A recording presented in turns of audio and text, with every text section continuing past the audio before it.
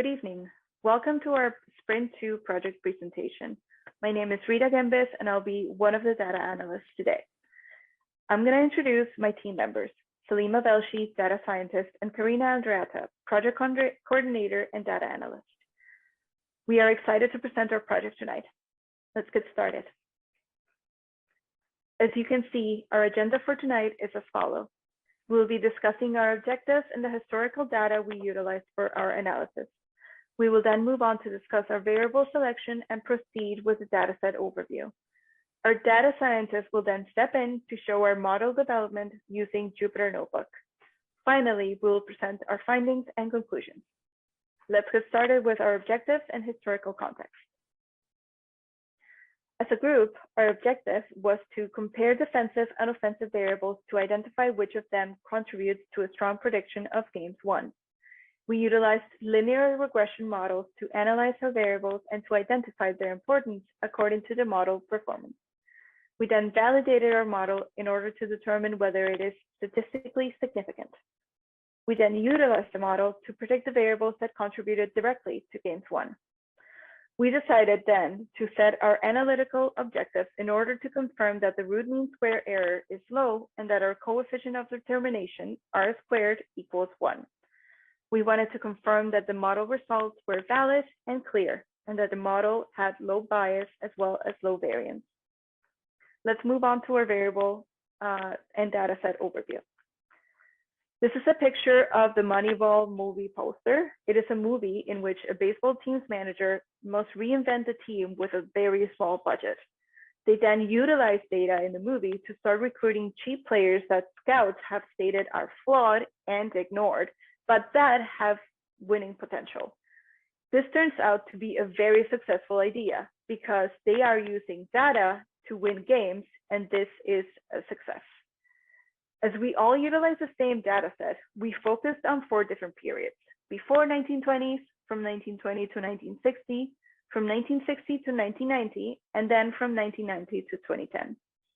We utilized 2 different methods for our analysis. For the statistical analysis, we chose histograms, and for our correlation analysis, we utilized heat maps. We picked the following variables. For our offensive variables, we picked home runs, runs scored, stolen bases, strikeouts, and for our defensive variables, we picked home runs allowed, saves, earned run average, and shutouts. I will now pass the baton to Karina. Thanks, Rita. Upon review of the 8 initially selected independent variables, it was identified through our descriptive analytics that stolen bases had missing data between the years 1874 and 1866. We also noticed that home runs allowed and home runs are the inverse of each other. We then proceeded to remove home runs allowed. After eliminating these 2 variables, we noticed that our model and our prediction improved significantly. As you can see from our offensive variable distributions, they are normal or mostly normal. From our defensive variable distributions, they are also mostly normal with the exception of shutouts that has a positive skew. We completed a correlation analysis of the full data set from 1871 to 2015, and we noticed that the strongest positive correlation was between games won and earned run average, and the strongest negative correlation was between earned run average and shutout. We began cleaning our data to remove null values to ensure data quality in order to move on to modeling and prediction. For our model development, we used scatter plots to analyze the relationship between our chosen variables. As you can see, in our offensive variables, we have a mostly high positive relationship between games won and the independent variables. With our defensive variables, we also have and observe a positive relationship. The only negative relationship that we noted exists between games won and earned run average. We completed correlation analysis between the independent variables for the different time periods. Before 1920, there was a positive correlation between games won and homes run and games won and runs scored. Between 1920 and 1960, there was a positive relationship between games won and strikeouts, games won and home runs. Between 1960 and 1990, there was a positive relationship between games won and home runs and games won and runs scored. And between 1990 and 2010, there was a positive relationship between home runs and runs scored. I'll pass it over now to my colleague, Salima. Good evening, everybody. I am Salima Wilshi, data scientist for Group 1. We as a team started by importing libraries that are required for the analysis. We went on to choosing variables for our analysis by selecting 8 variables. The selection of variables was based on correlation analysis. The variables whose correlation index was greater than 0.5 was taken into consideration, and we chose 8 out of them. We then got our 8 variables. However, our model is created on 6 variables, as after creating linear regression model, we came to know that certain combination gives less error. By trying out various combination which gives less error with our model, we finalized 6 variables based on low root mean square error.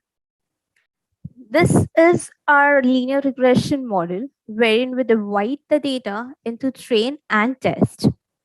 Further, we calculate mean square error, means absolute error, and root mean square error. We run this 10 times and calculate average of all the errors. Based on this, we finalized these 6 variables. To give you an example, let's have a look at the year 1960 to 1990. Here, all the values signify the values with 8 variables, and this represents value with 6 variables. Here we can see there's a difference in root mean square error. For 8 variables, we get 3.88. However, for 6 variables, we get 3.87, which is lower. Here is our model efficiency comparison data. The root mean square error decreases as the period increases. The least is 3.34, which is for the year between 1990 and 2010. For the 4th model, the 2 variables that are highly contributing to the model are runs scored and saves. The model score is 0.9251, which is close to 1. Therefore, we can say that accuracy of a model is high. Let's now take a look at the prediction model created for the period 1990 to 2010.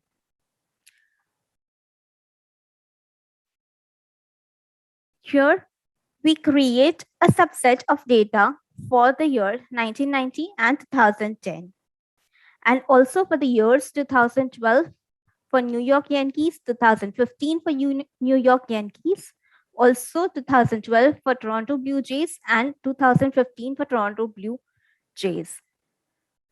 We train our data based on the data we get from the years 1990 to 2010. Based on the training, when we predict, here is the output. The predicted value of games won for New York Yankees is 95.68. However, actual is 95. The difference between those two are very less. Likewise, for New York Yankees, the difference between actual and predicted is less than 1. Therefore, the root mean square error for our model for New York Yankees is 0.6 for 2012, 0.15 for 2015. However, for Toronto Blue Jays, the difference is quite large between games won and games predicted, which is around 3 or 4 for 2012 and 2015. That rises our error, which is root mean square error, to 3.56 or 3.28. On further analysis, we found out the reason why we see large error when we predict our model for Toronto Blue Jays. On analysis, we found that for model 4, run score and saves are highly contributing variables. And when we compared the values, we found that the values of saves are 29 and 34 for Toronto Blue Jays for the year 2012 and 2015 respectively, which is less than 25 percentile of the data. That means that we have less training data for those values, and therefore we suspect this is the reason why we see large error when we predict output for Toronto Blue Jays. Thank you so much, Salima. Let's talk about the baseball two periods from before 1920 to 2010 in our analysis with the selected variables. To begin, we started with the baseball era, known as the dead ball era. So this is the years before 1920. This era had low scoring games, as you will see, as you saw in the Jupyter notebook that Salima reviewed, with fewer home runs. The average was 23 home runs. The variables chosen were shutout, strikeouts, home runs, runs scored, saves, and earned run average. We noticed that our statistic for this period was 0.90, and the root mean square error is 7.25. This is not a very valid model. For the years 1920 to 1960, we then moved on to the Babe Ruth era. Who was Babe Ruth? Well, we all know he was an important player in baseball history. In the span of his career, he hit 714 home runs, and he was the first pitcher and quite powerful, but was then moved to an outfielder, and this completely changed the game. The game became more offensive, resulting in more home runs scored. The median average of home runs scored from 1920 to 1960 was 89.3, a huge increase. You would think that baseball was affected by World War II. However, the US president at the time thought differently and encouraged games to continue during the war years. We used the same variables for this analysis, but for this period, our coefficient value was 0.90 and the root mean square error was 4.46, a slightly better model. The years 1960 to 1990, this was the expansion era characterized by adding 2 more teams to the American League for a total of 10 teams. In 1962, the national team expanded from 8 to 10 teams as well. And by the end of the 1960s, the league was expanded to 24 teams. During our analysis, we noticed that dips consistently showing in our models for the year 1981. And we found out that there was a Major League Baseball strike that started in 1981, which caused the cancellation of many games.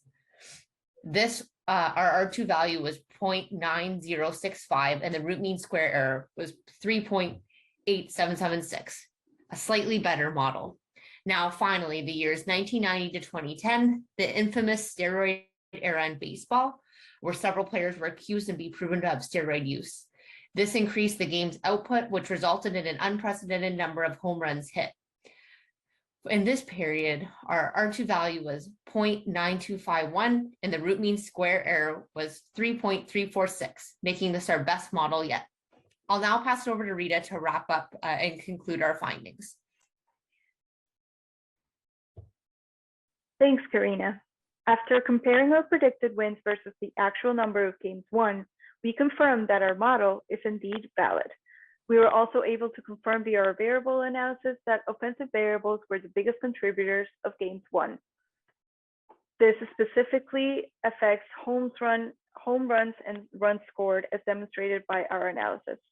We also realized that not all variables were the best indicators of model success, so we switched out stolen bases for strikeouts and home runs allowed for the shutout variable, which proved to be better. This confirms the importance of research and the correct chosen independent variables for the model accuracy. We can confirm that offense was the best strategy for baseball during the chosen periods and that for 3 people with basic to no baseball knowledge, we were still able to utilize data analysis to tell our story of baseball. Thank you so much.